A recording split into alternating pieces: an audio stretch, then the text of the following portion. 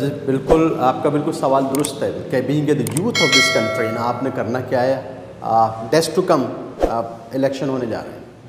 इस इलेक्शन में भी यूथ को पार्टिसिपेट करना है, उन्होंने भी वोट को कास्ट करना है और वोट जो कास्ट करेंगे वो अपनी पॉलिटिकल पार्टी जो जिसको वो सपोर्ट करते हैं वो उसके लिए अपना वोट कास्ट करेंगे।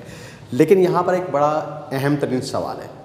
वो सवाल ये है कि अगर हम अपने नेबर कंट्री को देखें, इंडिया को, और हमारे पॉलिटिकल सिस्टम में डिफरेंसेस कहाँ पर हैं, कहाँ पर बहुत ज़्यादा फ़र्क है कि आज इंडिया ग्रोथ पर ग्रोथ करता चला जा रहा है और हम दूसरे लफ्ज़ों में कह सकते हैं कि पस्ती की तरफ जा रहे हैं। अब यहाँ पर कोई ये ना बोले इस वीडियो देखने के बाद कि मैं इंडिया को सपोर्ट कर रहा हूँ या मैं कोई इंडिया की फेवर में कोई स्टेटमेंट दे रहा हूँ, लेकिन हकीकत को तो बयान करना कोई मसला नहीं है। हकीकत बयान होती है। आप कितने भी कॉलम देख लें, वहाँ पर कॉलम नवीस इंडिया की जो भी इकॉनमी की तरक्की है उसको बयान करते हैं, उसको लिखते हैं, तो कोई इसमें बुराई नहीं है और हम सबक लेना चाहिए।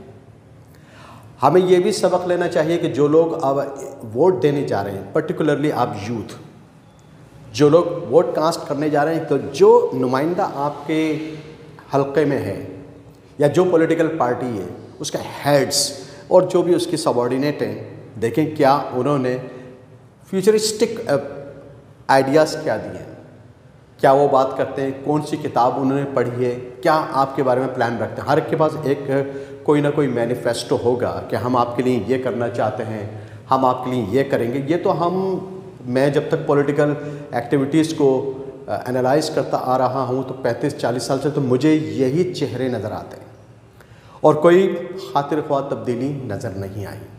सिर्फ तब्दीली ये आई है कि जब ये इलेक्शन में नए नए आए थे तो इनके काले बाल थे, आज ये सफ़ेद बाल हो गए, अब इनकी औलादें भी आ गई और हम एक आवाम वहीं की वहीं है। कभी वो प्राइम मिनिस्टर आ गया, कभी ये प्राइम मिनिस्टर आ गया, कभी कोई आ गया, लेकिन एक आम आदमी की हालत नहीं बदली। अब इंडिया में 10 जनवरी से 12 जनवरी तक एक वाइब्रेंट गुजरात एक समिट हुआ जिसमें मोर देन 100 कंट्रीज़ के हेड्स या उनकी टॉप कंपनीज़ के हेड्स, CEOs ने पार्टिसिपेट किया। और सबसे ज़्यादा हैरानकुन बात यह है कि वहाँ का जो इस पूरे समिट का यानी वाइब्रेंट गुजरात समिट का जो चीफ गेस्ट था वो हमारे UAE के सदर शेख मोहम्मद बिन ज़ैद, ये चीफ गेस्ट थे। गो के उसने बिफोर दिस समिट उसने कहा था कि मेरे पास टाइम नहीं है, लेकिन उसको जब रिक्वेस्ट की गई तो वो बोला ठीक है मैं इसमें आऊँगा और पार्टिसिपेट करूँगा as chief guest. Chief guest के तौर पर आया, स्पीच डिलीवर करी और बिलियन ऑफ डॉलर्स के उसने एग्रीमेंट किए, MOUs किए कि ठीक है we are ready to invest in Gujarat. ये हमारे लिए एक आई ओपनर है कि जिसको हम समझते हैं कि बीइंग अ मुस्लिम और बीइंग अ मुस्लिम कंट्री कि वो लोग हमें सपोर्ट करेंगे, लेकिन आज इंडिया उनका एक पार्टनर, स्ट्रॉन्गेस्ट पार्टनर है। मोदी ने अपनी तकरीर में कहा कि UAE हमारा एक स्ट्रॉन्गेस्ट पार्टनर है। हम कहाँ खड़े हैं, हम देख सकते हैं हम कहाँ खड़े हैं। उसके बाद जितने भी और मोज़म्बिक के सदर हैं, चेक के सदर हैं, दूसरे जो उनकी मल्टीनेशनल कंपनीज हैं, उन्होंने मुकेश अंबानी है, अडानी है और ना जाने टाटा की कंपनी के लोग हैं, तमाम लोगों ने आके स्पीच डिलीवर करी और बताया कि हम इन डेज टू कम हम गुजरात में इन्वेस्टमेंट करेंगे। उसके बाद जब मोदी फाइनली अपनी स्पीच करने आया तो उसकी duration of this his speech was 24 minutes. उसने बताया कि हमारी इकॉनमी जो तरक्की करती आ रही है, ख़ास तौर पे लास्ट 10 ईयर्स में, उसकी रीज़न क्या है, द रीज़न ऑफ ग्रोथ क्या है, वो है sustainable policies, infrastructures, futuristic skills और जो उन्होंने प्लान बना लिया वो उस पर अमल करते आ रहा है। हैरानकुन बात ये थी कि जो मोदी ने कहा कि 10 साल पहले हमारे पास 74 एयरपोर्ट्स थे, लेकिन आज उनके पास 147 एयरपोर्ट्स हैं। अंदाज़ा कर सकते हैं कि उनकी तरक्की क्या हो रही है।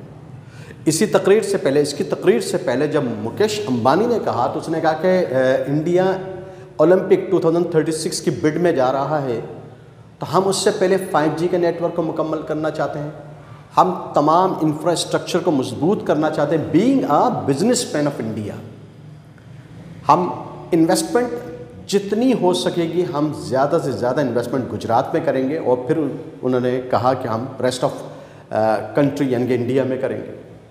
उनका कहने का सिर्फ एक ही मकसद था कि अगर जैसे गुजरात को उन्होंने सिंबल बना, क्योंकि ये भी गुजराती, अडानी भी, अंबानी भी और मोदी भी, तो उन्होंने कहा जब गुजरात तरक्की करेगा तो इंडिया तरक्की करेगा। अब उन्होंने क्या कहा कि gateway to the future, India तरक्की करेगा तो दुनिया तरक्की करेगी।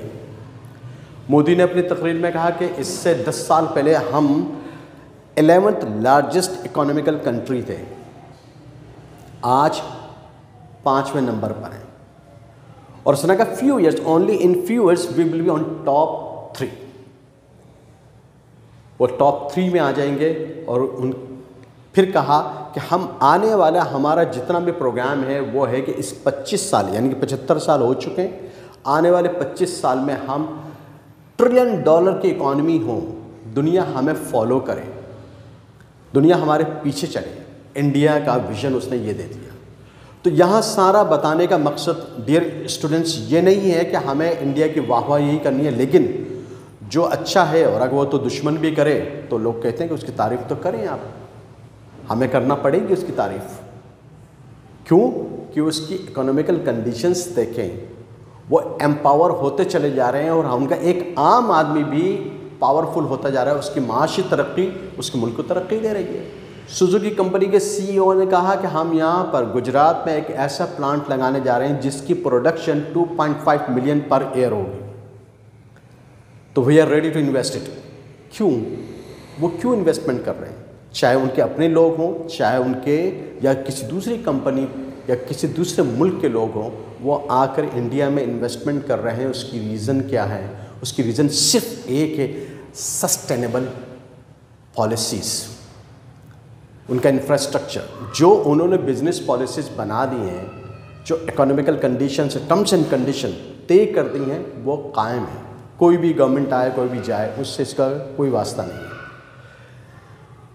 हमारे रिसोर्सेस, बदकिस्मती ये है कि हमारे पास अल्लाह ताला ने हर रिसोर्स दिए, एक से एक स्किल्ड पर्सन हमें दिया है, लेकिन हमारे पास सस्टेनेबिलिटी नहीं है। हमारा आजकल डिस्कशन क्या है? डिस्कशन, टॉप डिस्कशंस बता रहा हूँ मैं आपको। मुझे कल या परसों था, वो बल्ला दे दिया, बल्ला ले लिया, बल्ला छिन गया, बल्ला अलाट हो गया, या वो आ रहा है वो नहीं आ रहा, वो यानी कि हम अभी समझ में नहीं आ रहा कि हम कर क्या रहे हैं। हमारी यूथ पढ़े या उसको हमने इतना डीपली इन्वॉल्व कर दिया पॉलिटिक्स में, कुछ सोच ही नहीं। यानी हर बिजनेस पॉइंट ऑफ व्यू से देखें तो जिस किसी से भी बात करो वो कह रहा है बिजनेस अभी नहीं होगा, बिजनेस तो इलेक्शन के बाद होगा। यानी ऐसा लगता है कि हमारी इकॉनमी एकदम जाम हो गई, कोई काम नहीं हो रहा, पैसा मार्केट में फ्लोट ही नहीं हो रहा। तो जब नहीं होगा तो फिर सोचे मुल्क तरक्की कैसे करेगा। महंगाई, inflation rate out of reach, control से बाहर हो चुकी है। यानी कि एक सफ़ेद पोशी का जो भरम है बस वो ख़त्म होता चला जा रहा है ऑन डेली बेसिस। यानी अगर एक शख्स 3 वक्त खाना खा रहा था ना, वो अभी सोचता है कि मैं 2 वक्त खाना खा लूँ। और अगर उसको कोई काम नहीं है तो वो सोचता है कि मैं देर से उठ जाऊँ ताकि मेरा नाश्ता हो, दोपहर का खाना खा लूँ और रात का भी खाना खा लूँ। आपसे गुजारिश, एज अ टीचर बात कर रहा हूँ मैं आपसे, आपके डिपेंड आप पर करता, आप जिसको चाहें वोट दें, या आपका अपनी मर्जी है, आपकी अपनी विश है। आप जिस भी पॉलिटिकल पार्टी को फेवर करें, इलेक्शन में हिस्सा तो ज़रूर लें, लेकिन ज़रूर सोचिए क्या इन्होंने कोई आपकी फ्यूचरिस्टिक स्किल्स के बारे में, या इन्होंने ख़ुद कोई किताब पढ़ी है जो आपको ये एडवाइस करेंगे कि हम ये प्रोग्राम आपको देते हैं और इस प्रोग्राम पर हम अमल करेंगे। ये तो 30, 35, 40 साल से मैं सुनता आ रहा हूँ कि पाकिस्तान इन क्राइसिस, पाकिस्तान के हालात अच्छे नहीं हैं। फिर इनके तो हालात बहुत अच्छे हैं। जो लोग हमें रूल कर रहे हैं हर दफ़ा कोई नया जाल लेकर आते हैं, फिर वही शिकारी वही होते हैं। बताएं, 15 साल से सिंध में पीपल्स पार्टी की गवर्नमेंट है। इंटीरियर चले जाएं, कराची में चले जाएं, आपको कहीं तरक्की नाम की कोई चीज़ नहीं मिलेगी। रेस्ट ऑफ पाकिस्तान में भी देख लें, सबके अपने मज़े हैं, लेकिन अगर एक एजुकेशन पॉलिसी को देख लें तो उसके अंदर भी कहीं से भी ऐसा नहीं होता कि यार ये जो पॉलिसी बन गई है अब ये चेंज नहीं होगी। कराची यूनिवर्सिटी में इस वक्त वेट हो रहा है कि वीसी है कौन, वो आएगा तो सिग्नेचर करेगा तो डिग्री इशू होगी। तो जब ये हाल हमने अपनी एजुकेशन का कर दिया है, उर्दू यूनिवर्सिटी में लास्ट मंथ्स यानी कुछ अरसे कबल वहाँ पर भी वीसी नहीं थे। कभी एक आ गया, उसने दूसरे को चैलेंज कर दिया, सीनियरिटी को चैलेंज कर दिया। यार एजुकेशन का हो क्या रहा है, कौन इसको समझेगा, कौन इसको देखेगा, कौन इसके बारे में बात करेगा कि पाकिस्तान की तरक्की हो या इंसान की इनफरादी हैसियत में तरक्की हो। तो main root cause is education. पहले उसको तो कंप्लीट होने दो, उसके बाद आप कहें कि भाई आपने ये काम करना और ये काम नहीं करना। इसीलिए जो लोग एजुकेटेड हैं, जो हाईली स्किल्ड हो जाते हैं, वो ब्रेन होता है, वो फ़ौरन मुल्क छोड़कर चले जाते हैं। वो चाहते हैं कि कुछ करना अपने मुल्क में, लेकिन हालात ऐसे पैदा कर दिए जाते हैं कि वो बोलते हैं हम यहाँ से जा रहे हैं।